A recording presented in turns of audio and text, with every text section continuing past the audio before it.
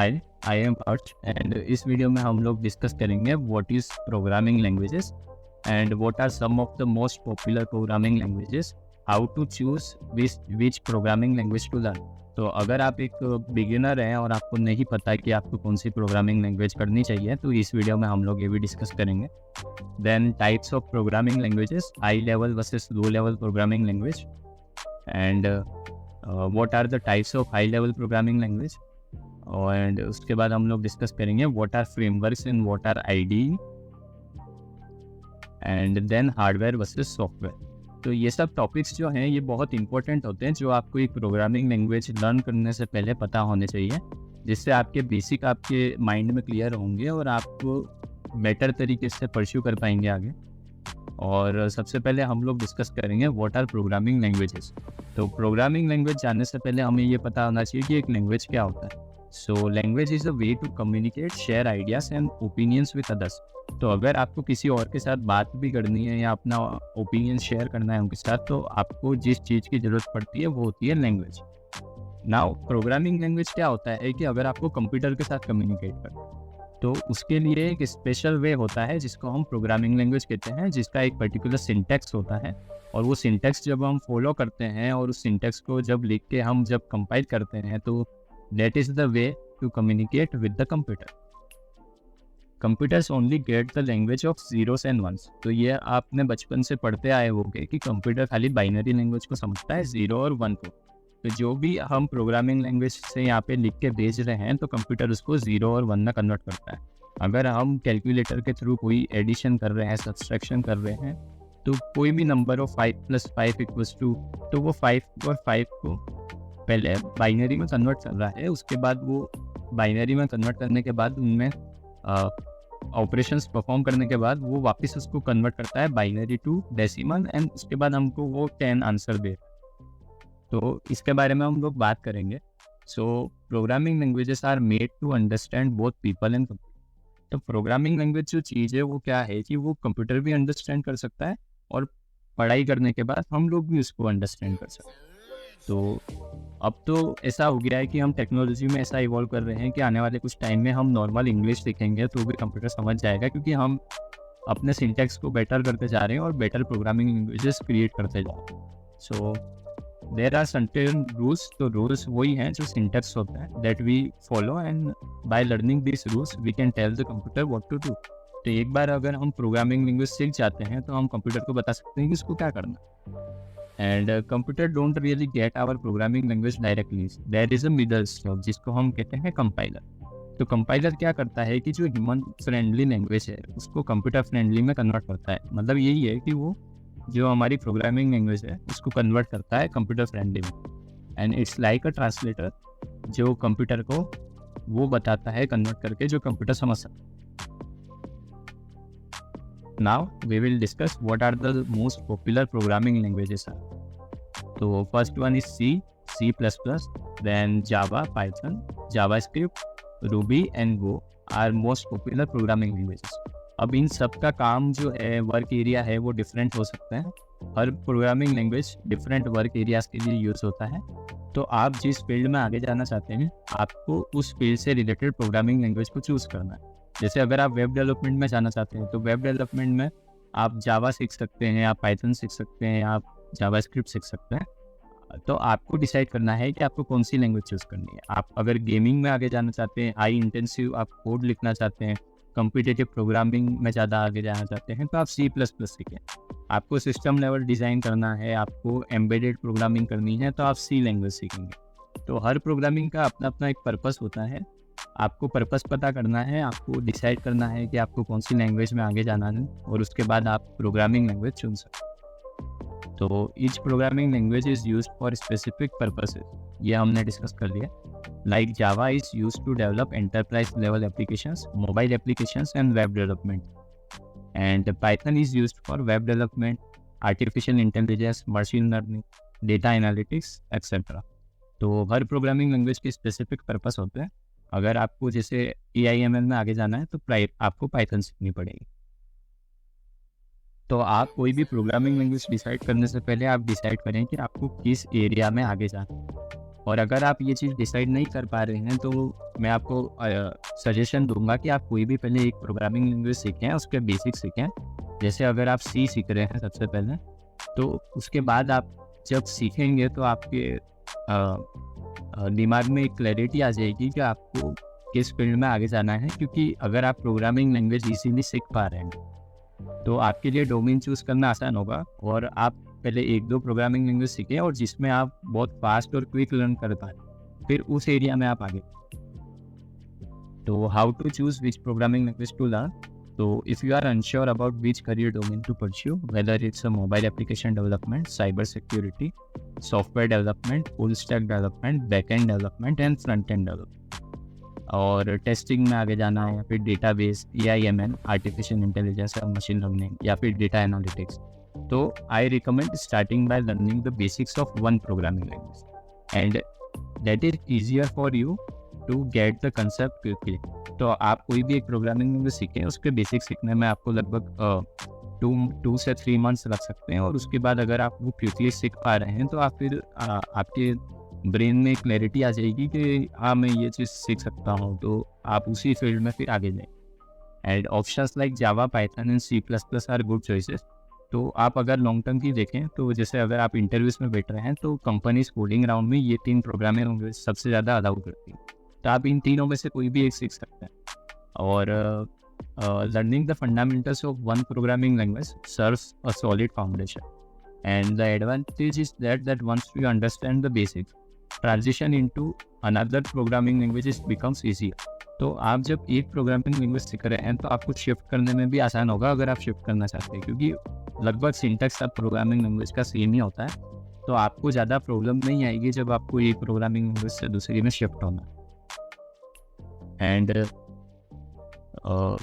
आपको जब चूज़ करने की बात आ रही है, अगर आप एकदम बिगिनर लेवल पे हो और आपने आज तक कोई भी प्रोग्रामिंग लैंग्वेज नहीं सीखी है, तो मैं आपको सजेस्ट करूँगा कि आप सी लैंग्वेज सीखें, क्योंकि सी से related he syntax Java and C++ का है, तो आप शिफ्ट करने में आपको बहुत आसान हो जाएगा। पाइथन आप फर्स्ट लैंग्वेज नहीं चुने, क्योंकि पाइथन का सिंटैक्स मोस्टली सारी प्रोग्रामिंग लैंग्वेज से अलग है।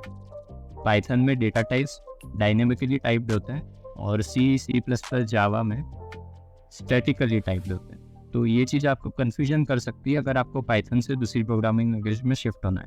पर जैसे अगर आपको AIML में या फिर डेटा एनालिटिक्स में आगे जाना है और आपको क्लियर है कि अब मेरे को यही चीज़ करना है, तो फिर आप पाइथन को फर्स्ट लैंग्वेज आप सीख सकते हैं। Now what are the types of programming? तो प्रोग्रामिंग लैंग्वेज के 2 टाइप होते हैं, high level and low level. तो what is high level programming? तो high level programming language is a programming language that is designed to be easily understood and written by humans. तो high level language जो होती है वो humans के लिए होती है, जो हम आसानी से समझ पाए। Code written in high level language is generally more readable and resembles human language, making it easier for programmers to understand and maintain. तो ये कुछ रूल्स और सिंटैक्स होते हैं जो अगर हम याद रखें, जैसे मैथ्स में आप फॉर्मूला ध्यान रखते हो, वैसे यहाँ पे आपको सिंटैक्स याद रखना है।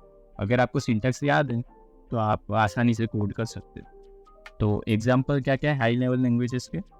तो Python, Java, C++, C#, Ruby, shift and many others. तो ये सारी जो लैंग्वेजेस हैं वो हाई लेवल प्रोग्रामिंग लैंग्वेजेस होती हैं। Now we will talk about low level programming. तो low level programming language is machine dependent, that is zeros and ones. तो ये जो होती है वो बेसिकली कंप्यूटर सीखता है और कंप्यूटर को पता होती है। The processor runs low level programs directly without the need of compiler और इंटरप्रेटर। तो ये जो लैंग्वेजेस होती हैं वो कंप्यूटर बिना कोई कन्वर्टर के, जैसे कंपाइलर है और इंटरप्रेटर है, तो उनके बिना ही इनको कन्वर्ट करके इजीली और फास्ट रन कर सकता है। तो ये कंपैरेटिवली फास्ट होती है क्योंकि इसमें कोई कन्वर्जन नहीं, and they require a deeper understanding of computer architecture. तो अगर आपको लो लेवल प्रोग्रामिंग लैंग्वेज सीखनी है तो इसमें आपको सिस्टम डिज़ाइन और सिस्टम से रिलेटेड जो भी बेसिक जो कंप्यूटर आर्किटेक्चर होता है, इसमें बहुत डीप में आपको पढ़ना पड़ेगा। And it can be more time consuming to write and maintain comparable to high level language. तो हाई लेवल लैंग्वेज में अपग्रेडेशन एंड न्यू वर्जन्स बहुत फास्ट और रैपिड आते हैं लो लेवल के कंपेरिजन में, and low level can be very time consuming when you write. So this is the two types of programming and applications of high level programming language. तो high level programming language कहाँ कहाँ use हो सकती है, तो web development में, mobile applications development में, data science, AI and general purpose programming. Low level जो लैंग्वेजेस होती है वो यूज़ होती है to write device drivers, operating system, embedded systems and applications require precise hardware control. अब एम्बेडेड सिस्टम्स क्या होते हैं मैं आपको बताऊं, जैसे जो एक पर्टिकुलर वर्क के लिए ये हमने डिज़ाइन किया है, जैसे आपका रेफ्रिजरेटर हो गया, तो उसमें भी कुछ ना कुछ तो कोड है, या फिर आपका वॉशिंग मशीन हो गया, तो ये सब चीज़ें जो हैं, या फिर आपका एसी हो गया, तो ये सब एक एम्बेडेड सिस्टम्स है। मॉडेम हो गया, तो इनका जो कोडिंग पार्ट आता है ये सब एम्बेडेड सिस्टम्स आता है, जिसमें बेसिकली सी ज़्यादा यूज़ की जाती है, और या फिर आप एक ऑपरेटिंग सिस्टम डिज़ाइन कर। अब हम डिस्कस करेंगे types of high level programming language.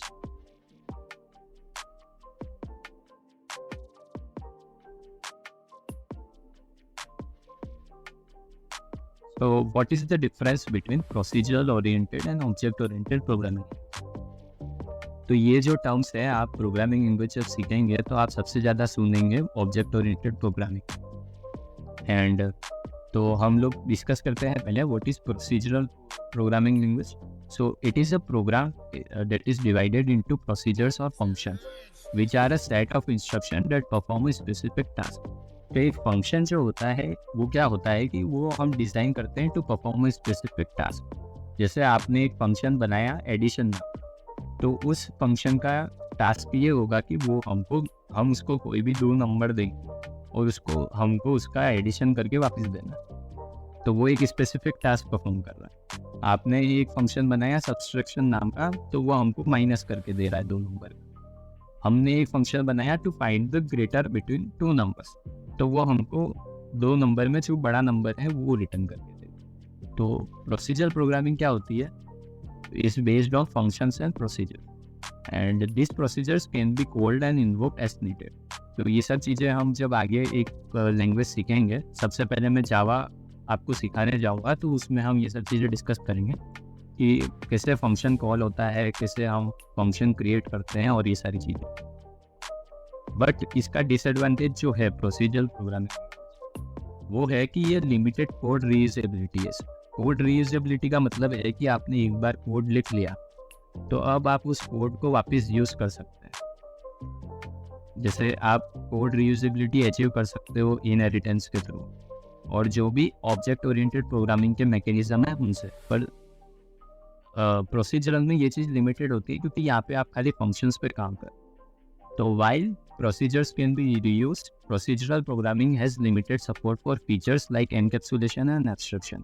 तो encapsulation और abstraction क्या होता है, ये जब बाद में हम डीप में ऑब्जेक्ट ओरिएंटेड प्रोग्रामिंग सीखेंगे तब मैं आपको बताऊंगा। And these are the concepts of object oriented programming, that is COP, जिसको शॉर्ट में आप कोप बोलते हैं।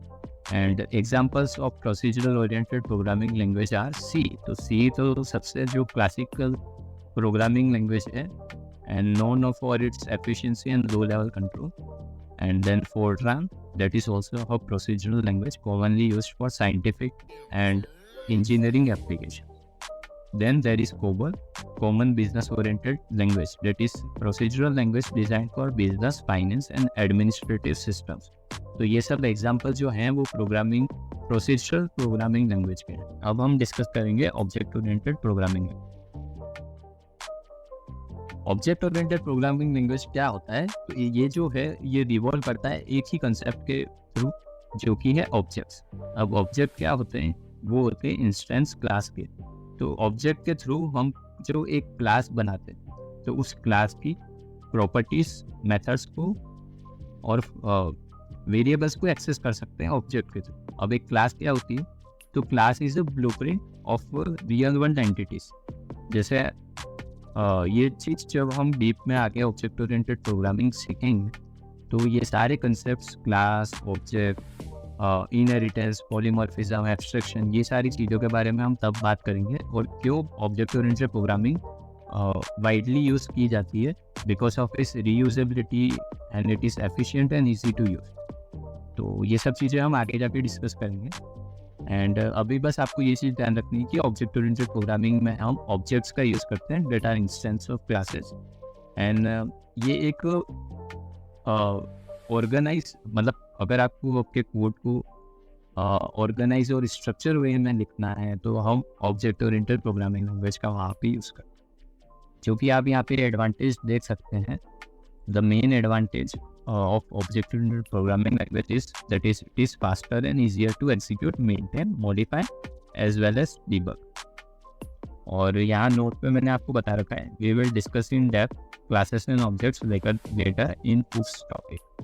तो ये चीज़ हम किसी और वीडियो में बहुत ज़्यादा डीप में डिस्कस करेंगे क्योंकि वो बहुत बड़ा टॉपिक है। और जब आप एक प्रोग्रामिंग लैंग्वेज सीख जाओगे उसके बाद आपको उसके जो कंसेप्ट हैं वो सीखना है। Now we will discuss about what are frameworks and what are IDE।